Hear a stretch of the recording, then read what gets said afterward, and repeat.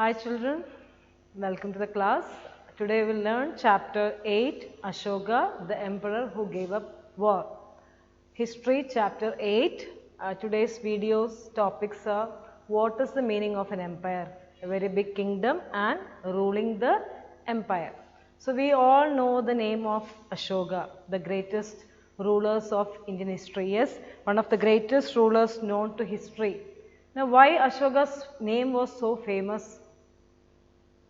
He was the one who wrote inscriptions. His messages are inscribed on rocks. Yes, so he was the first ruler to write down inscriptions, and he was the ruler who gave up war after winning a war. Okay, he gave up the conquest after winning the war. So here we will learn about Ashoka's story. First let us go to page number 75. A very big kingdom and empire. So here you can see this here seen in the currency of notes. What is written there? This stupa is seen. One side you can see Gandhiji's picture, and the other side is the Ashoka stupa. This is located at Sarnath. So very big kingdom is equal to empire. Now let us see the difference between an empire and a kingdom. What is the difference between empire and kingdom?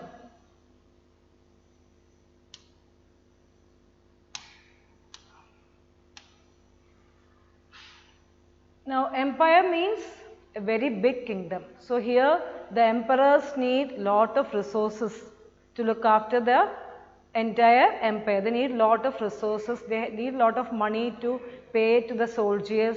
You know, soldiers are needed for an empire, so they need large army as well as more resources. To protect the big armies, they need more and more resources. Kingdom means it is a small area compared to empire. So very big kingdom is known as an empire. Now coming to Ashoka's kingdom was empire was founded by his grandfather Chandragupta Maurya around 2300 years ago. This Chandragupta Maurya has a very good minister, wise minister. His name was Chanakya. He was supported by this man Chanakya. His ideas were written in a book called Arthashastra. So this you have to underline in the first page. Ashoka was one of the greatest rulers known to Indian history. Then his messages are written on or inscribed on rock surfaces. Underline that. And stupa at Sarnath, where it is the stone pillar where they carved in stone. This also you need to underline in the first page. Chanakya's ideas were written in a book called Arthashastra. Please do underline. Now what is the meaning of dynasty is given there. There is a box given in the fact box. When members of the same family became rulers one after another, the family is often called dynasty. So Ashoka's is a dynasty. The Mauryas were a dynasty with the three important rulers, Chandragupta, his son Bindusara, and his Bindusara's son is Ashoka.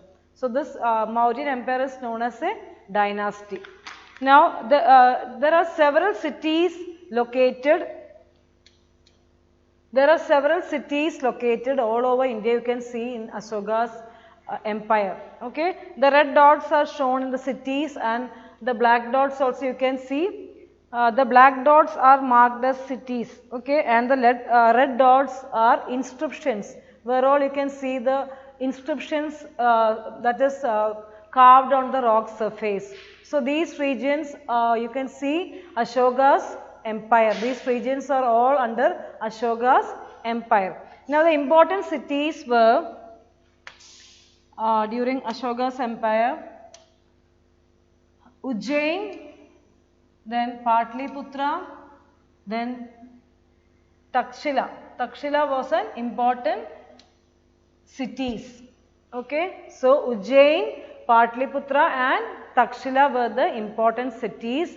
Patliputra was the capital city from where the emperor ruled. The Patliputra was the capital city. So going to next page, page number 76. There are several cities in the empire. These included the capital Patliputra, Taxila and Ujjain. Taxila was a gateway to the northwest including Central Asia. So, this people come through the region northwest including Central Asia, where Ujjain lay on the route from north to south India. Underline this sentence. There were several important cities located in Mauryan Empire. The important one were Patliputra. The capital cities were Patliputra, Taxila and Ujjain.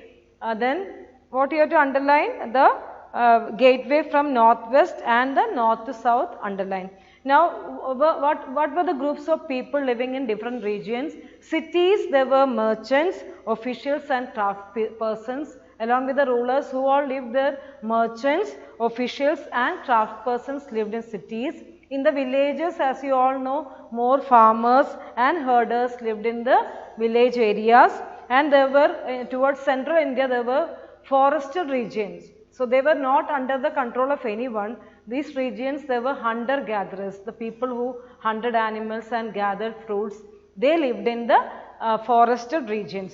And people in different parts of the empire spoke different languages, and they have eaten different kind of foods and wore different kinds of clothes. So, this is about Ashoka's empire, cities who all lived, merchants, trade persons, then officials, craft persons all lived in cities. Villages, there were farmers and herders, and in the forested regions there were hunter gatherers. Underline all these three. Merchants, officials and craft persons were lived in the cities. In the villages there were farmers and herders, underline, and in the forested region people gathered fruits and roots, forest products and hunted animals. Then they speak different languages.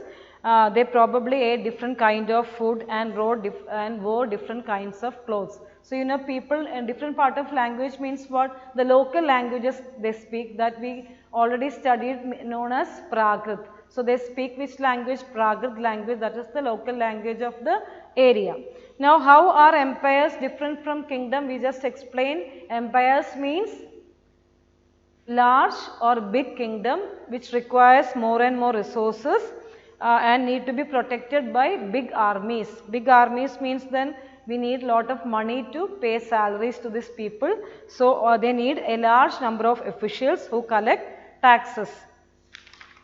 Now, ruling the empire. Coming to ruling the empire, you have to understand how this empire was administered efficiently. You know, it's not a small area, it's a very big kingdom. So, Ashoka was ruling from which area? Patliputra region. The area around Patliputra was under the direct control of the emperor. Underline, this meant that officials move from one place to another and collect taxes from farmers, herders, craft persons and traders.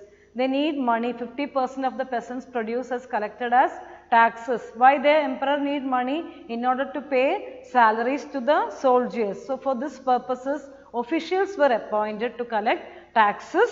Then officials were also punished those who disobeyed to pay the taxes. Many of the officials were given salaries. So, money was given, paid, salary means what? Money was paid to these employees by Ashoka. Messengers went to and fro and spies kept a watch on the officials. Whether officials are doing their work properly or not, this was done by the messengers and spies. They are mainly supervised with the members of royal family. So, Ashoka's royal family members and senior ministers supervised the officials. Now, there are other areas of province. We already said it's a very large kingdom. So, there are other provinces. These regions have a provincial capital such as Taxila and Ujjain. There was some amount of control from Patliputra where the emperor was sitting. From there some kind of control was there. Still these regions, these provinces, other provinces have Taxila and Ujjain. This like kind of this provinces have capital cities, and royal princes were often sent as governors. Local customs and rules were probably followed. Now, there are vast areas between these centers. Here too Mauryas tried to control roads and rivers which were important for transport. So that means what? People who are going for trading purposes, they use this roads and what rivers as a means of transportation. So whenever the traders move from these regions, they have to pay tribute to king. So taxes are collected from people who are living in the region, but they also collected tribute. Tribute means it is not like tax. Whenever a trader move from through these regions of Mauryan Empire, what they do, they collect the tribute. So whatever the produce they have, whatever they are keeping in their hand, a 25% of that has to be given to king as a tribute. Now that can be any precious stones, maybe blankets, whatever things they carry is given as a tribute. For example, the Arthashastra tell us that the northwest was important for blanket and South India for its gold and precious stones. So tribute can be of any kind. Maybe it is precious stones, whatever the trader carries. Sometimes it may be blankets. It is possible that these resources were collected as tribute. So you have to know the meaning of tribute, which is given in the next page. Page number 78, you can see, unlike taxes which were collected on a regular basis, tribute was collected as and when it was possible from people who gave a variety of things more or less willingly. So they are compulsory to give this tribute, otherwise they cannot use that road. And if you are given the tribute, then you will be protected from the robbers. Okay, so that was the scenario. Then there were also the forested regions. Here people are living more or less freely. They are not under the control of any king or ruler. But what they have to do, they were also expected to give the forest produce like honey, timber and wax, then sometimes elephants. This has to be given as a this has to be given to Mauryan officials. So they were not under the control of anyone, but they were expected to give elephants, timber, honey and wax to the Mauryan officials. So children, today we this first video will be doing to this page till page number 78. Please go through the chapter very well. This is a very easy chapter. Read the chapter very carefully and we'll see in the next class. Thank you, children.